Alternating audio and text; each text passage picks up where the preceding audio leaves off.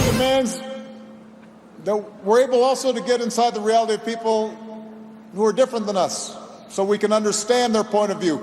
Maybe we can change their minds, but maybe they'll change ours.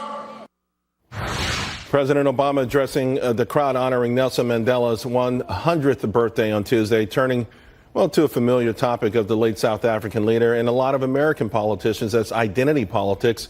Here now to discuss, Adriana Cohen, syndicated columnist with the Boston Herald radio host, back with us, Heather and Rick Unger. Adriana, let me start with you. It's sort of ironic listening to President Obama, who, we saw race relations spiral into a death spiral under his watch, identity politics used all the time. And when you talk about who's guilty of it, let me just read an email that I got from the NCAA, not the whole thing, about Kavanaugh. You have a president whose sentiment and policies are rooted in racism, an administration reversing civil and human rights at every corner. And they just go on and on and on to talk about a nominee with a record full of backward right-wing opinions and extreme views on civil rights. I don't even know where they got that from. But it doesn't matter who the nominee was going to be. This was going to go out because it's the epitome of identity politics and fear-mongering. You're absolutely right. And, a Rasmussen poll found in 2017 that the majority of Americans believe that race relations got far worse under the Obama administration than before it. Charles, that the Democrat Party, including President Obama, they are masters at exploiting identity politics for political gain.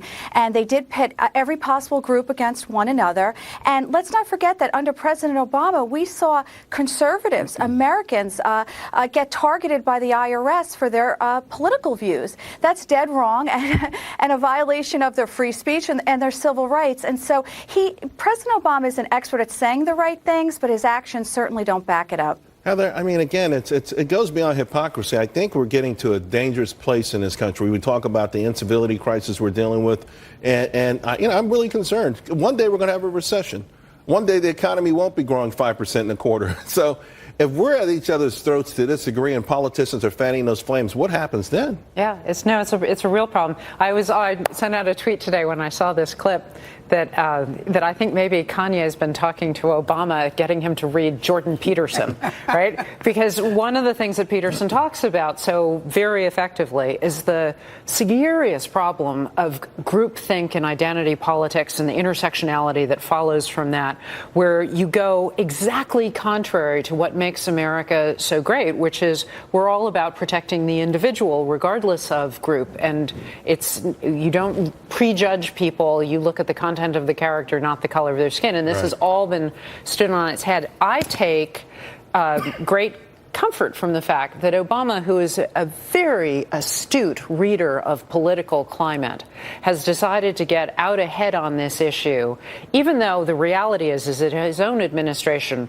was not good on this. He let his subordinates do the dirty work. But his saying this, and particularly saying it in South Africa, which has really deteriorated with this type of identity politics. In fact, there's a policy that's just been announced by the president of South Africa that they're going to start appropriating without compensation property from white property owners to give to black individuals, purely based on color and group identity. I think Obama wanted to distance himself from this and make sure that it was not attached to him. Well, you put some serious thinking into that. I don't know. Well, it could be just really bad stuff. I kind of believe he was, projecting to America and trying to lay this all on the current administration. But Rick, we've got a lot of books out now about tribalism in America and these kind of things. And a lot of folks saying it's a natural thing. But to Heather's point, it's also dangerous as well.